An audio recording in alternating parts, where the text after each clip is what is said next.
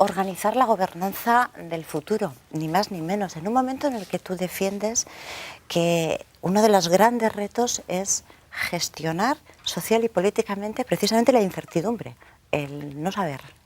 Sí, seguramente esto que llamamos sociedad del conocimiento es un poco pretencioso, porque efectivamente como sociedad en su conjunto sabemos muchas más cosas que las que sabían nuestros abuelos, pero la relación que hay entre lo que sabemos y lo que deberíamos saber para acometer las tareas que tenemos que acometer es de una gran desproporción.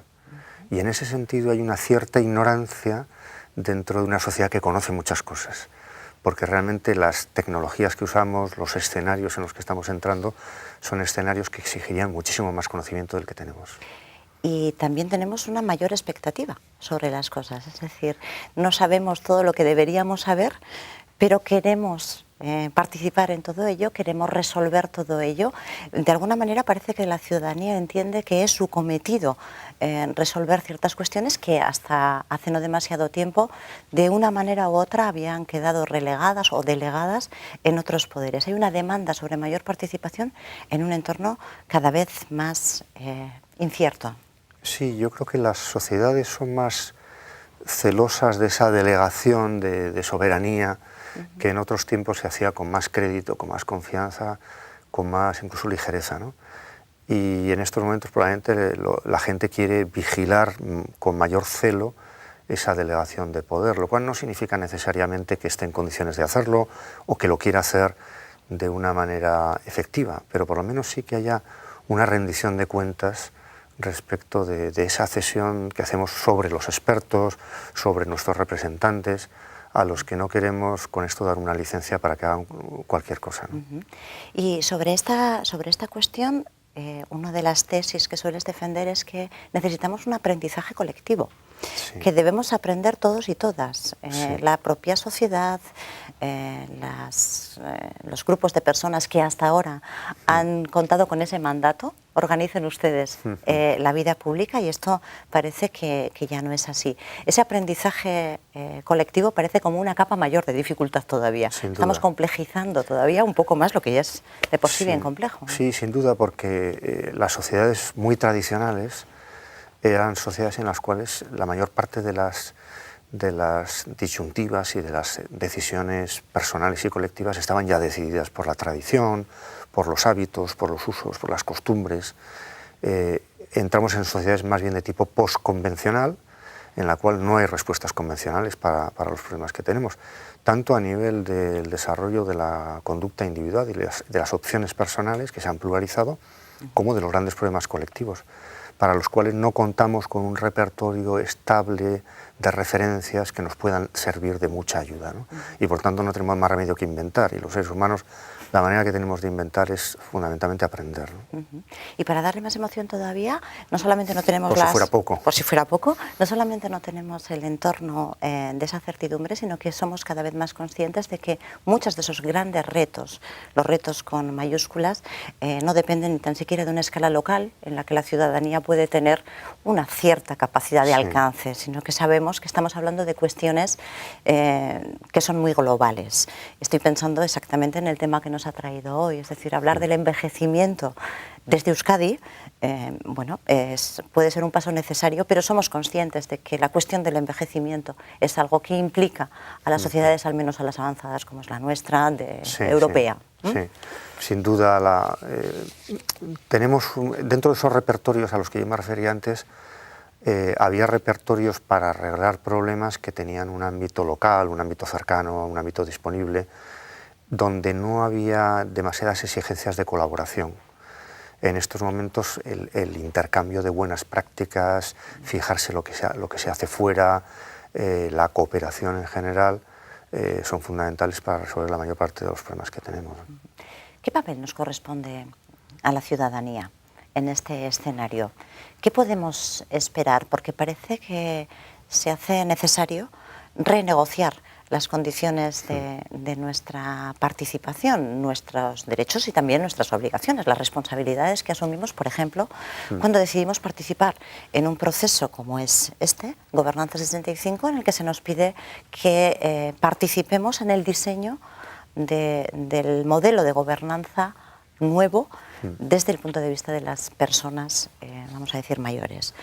Yo diría que ¿Qué casi ningún problema colectivo serio se puede resolver sin la colaboración de aquellos que están directamente afectados por él. Lo cual no quiere decir que esos afectados tengan que gestionarlo, tengan que ser los protagonistas en exclusividad de la solución. Pero tiene que haber una colaboración. No podemos resolver el tema del medio ambiente sin la colaboración de los consumidores.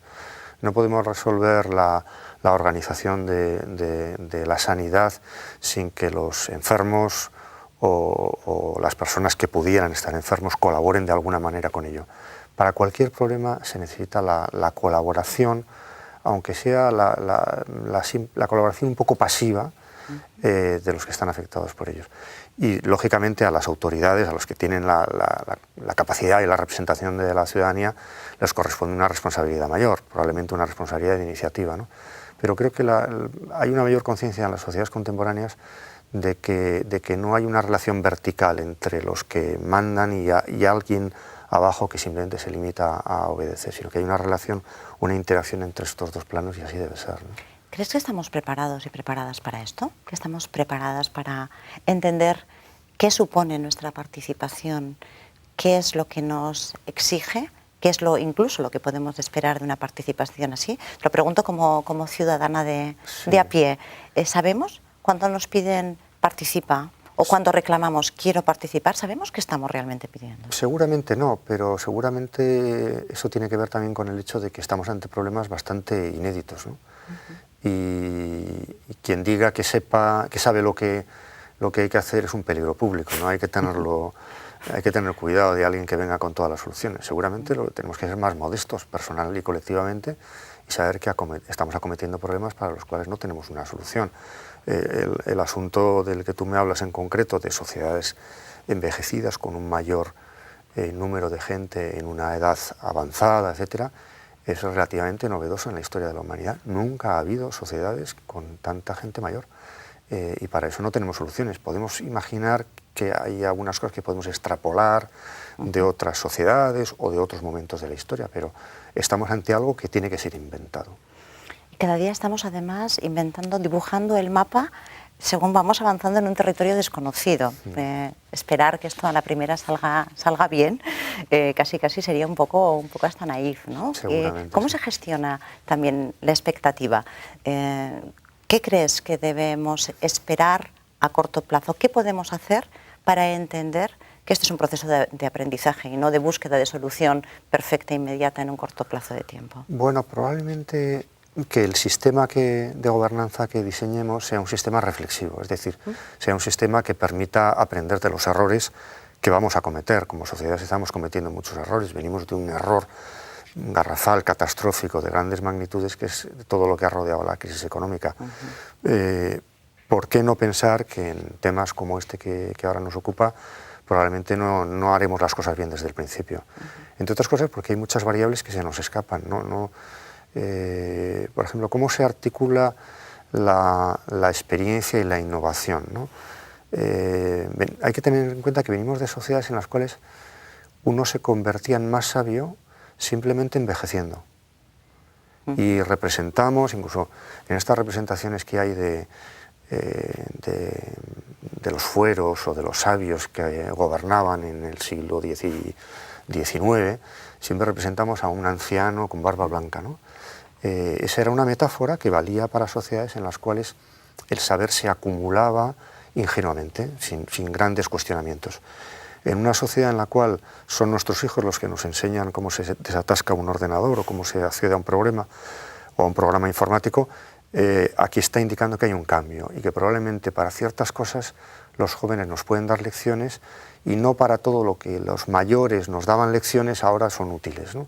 Esa relación entre envejecimiento y experiencia, o esa falta de relación, probablemente es una de las cosas que nos va a situar en un panorama inédito y un poco incómodo para los que estábamos confiando que pasara el tiempo para hacernos más listos.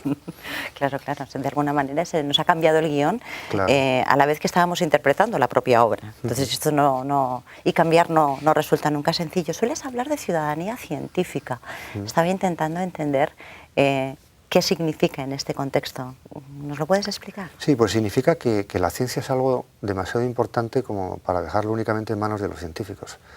Y que en la ciencia, sobre todo en la ciencia actual, que tiene experimentos 1 escala 1, es decir, no estamos haciendo experimentos en un laboratorio con un simulador, con unos animales o con un software, sino que estamos haciendo experimentos reales, por ejemplo, el diseño de las condiciones de la vida económica o el mundo de las finanzas, son diseños en los cuales el error tiene gravísimas consecuencias y además encima hay mucho dinero público que se invierte en estos experimentos. Es lógico que la ciudadanía está reclamando un cierto papel en ese conjunto de decisiones que rodean la ciencia. No se trata con esto de que sometamos la teoría de la relatividad a votación pública, que sería una estupidez, pero cuando votamos en las elecciones normales estamos decidiendo cuánto dinero se da a la ciencia. Si votamos al partido A, decidimos que será mucho dinero, si votamos al partido B, que será menos dinero, o que será para un tipo de experimentos y menos para otro, ¿no? Me refiero fundamentalmente a ese tipo de participación y no a la participación concreta acerca de cómo se resuelven enigmas científicos para los cuales sigue habiendo especialistas y legos, ¿no? Ese conocimiento experto está y tiene su función. Esto que estás comentando nos llevaría nuevamente a cuestionar o al menos a lanzar la pregunta de cómo convive esta inquietud, cómo convive esta realidad que nos estás dibujando con nuestro día a día en un sistema de democracia representativa. ¿Realmente este sistema de organización en el que estamos inscritos tiene la capacidad para adaptarse a estos nuevos requerimientos? ¿O estamos cuestionando incluso el propio modelo de democracia representativa cuando exigimos, pedimos, esperamos algo más por parte de esta democracia? Bueno, eso nos llevaría a una larguísima discusión y probablemente no tengamos tiempo, ¿no? Pero yo creo que hay un cierto cuestionamiento de la democracia representativa porque el mundo, gracias a las nuevas tecnologías, gracias a la comunicación, al mundo de la información, se nos aparece como algo inmediatamente disponible, sin necesidad de ninguna construcción, ninguna mediación. Yo puedo viajar rápidamente, fácilmente, yo puedo acceder a la información sin demasiados costes. Entonces, todas las profesiones que implicaban una cierta mediación entre el individuo y la voluntad general, desde los profesores, los médicos, por supuesto los políticos, están siendo cuestionadas, ¿no? Seguramente esto nos obligue bastante a mejorar los mecanismos de rendición de cuentas, a preguntarnos si están representados todos y todas con la misma intensidad, si no hay nuevas y viejas desigualdades. Pero yo no creo que seamos capaces de inventar un sistema mejor que la democracia representativa, que por cierto tiene que ser mejorada en muchísimas cuestiones. La cuestión es si cada uno de estos fallos es suficiente para cuestionar el modelo en sí mismo o debería ser un aliciente para buscar soluciones que permitan ayudar a que evolucione junto con la evolución de la propia sociedad, ¿no? Sí, yo creo que más bien lo segundo. Yo creo que estamos más bien ante la exigencia de mejorar nuestros sistemas de representación. Por ejemplo, yo creo que una de las grandes preguntas que nos tenemos que hacer como sociedad democrática, que es ¿están todos realmente representados? O sea, ¿estamos atendiendo a todos los intereses? Por volver al tema del envejecimiento, que en el fondo es un tema que pone nuevamente en cuestión el asunto de la justicia generacional. Es decir, convivimos en un mismo espacio generaciones con distinto peso específico. Seguramente vamos hacia una sociedad en la cual el peso de la gente de mayor edad va a ser más relevante que el peso de los niños. Esto nos obliga a ciertas reflexiones, porque a lo mejor los intereses de los pensionistas van a jugar un papel demasiado fuerte en relación con los intereses, por ejemplo, de los todavía no nacidos que tienen derecho a que les dejemos un medio ambiente sano, ¿no? Y la presión de los vivos puede jugar contra la justicia de los todavía no nacidos, ¿no? O la de los muertos, que también tienen algunos derechos, ¿no? Entonces, creo que el modelo de justicia intergeneracional que teníamos era válido para unas pirámides de edad muy concretas. Cuando esas pirámides de edad cambian, quienes tienen algún tipo de responsabilidad pública, lo primero que tienen que hacer es preguntarse si no habrá que modificar ciertos contratos explícitos o implícitos que teníamos como sociedades. Todas estas revisiones ocurren además en el momento en el que desde diferentes puntos de partida tenemos, yo diría que casi la única certeza de que todo hay que volver a cuestionarlo, o que es lícito pensar que muchos de los elementos que hasta hace no demasiado tiempo dábamos como certeros y como fundamentos de nuestra organización, hoy en día se están moviendo y que nos los cuestionamos. Hace la generación anterior, si le hubiésemos planteado todas las cosas que hoy en día vemos como evidente que hay que cambiar, nos hubiese tildado de revolucionarios. Y sin embargo ahora ya la necesidad del cambio está, diría que prácticamente aceptada, tanto en el nivel social como en el nivel político. ¿Cómo se cambia tantas cosas a la vez en un contexto de tanta incertidumbre? Bueno, es un asunto realmente complicado, pero pensemos que es todavía mucho peor lo contrario. Es decir, es mucho peor seguir con modelos que ya no valen, ¿no? Y que sabemos en el fondo que ya no valen, ¿no? Por volver al ejemplo que ponía antes, ¿no? Tenemos un modelo de justicia entre personas con un poder simétrico, es decir, o más o menos simétrico, con el mismo poder. El poder, la justicia se mide como una relación entre contemporáneos que chocan porque hay un conflicto social y al final dirimen con criterios de justicia lo que debe hacerse. Pensemos este conflicto al que estamos apuntando ahora, el conflicto entre los más vivos que otros, el conflicto entre los actualmente vivos y las generaciones futuras, el conflicto entre los que cobran una pensión y los que la tienen que pagar, que en números pueden ser muy distintos, ¿no? Y en capacidad, por ejemplo, de condicionamiento del programa de los partidos o de voto, porque tienen una capacidad de voto mayor, o unos la tienen y otros no, puede introducirnos en verdaderas injusticias. A lo mejor tendríamos que, yo creo que con este programa que estamos diseñando, yo creo que lo más importante es inquietar un poco y quizás cuestionar esos hábitos en los que estamos. Y a lo mejor estamos dando lugar a grandes injusticias y no nos estamos dando cuenta. A lo mejor el derecho de gente joven o de gente mayor o de gente que todavía no está aquí pero va a estarlo, tiene que ser puesto otra vez en la balanza frente a unos modelos de presión entre iguales que ya no nos son de gran utilidad. Por lo menos vamos a intentar agitar todo este debate y llevarlo hacia un proceso que ayude también a las personas mayores a ser conscientes de su responsabilidad, de sus obligaciones, también de sus derechos en el diseño de ese futuro que lógicamente será incierto. Muchísimas gracias por ayudarnos a agitar en este proceso. Daniel, ha sido un placer. Muchas gracias, Iker.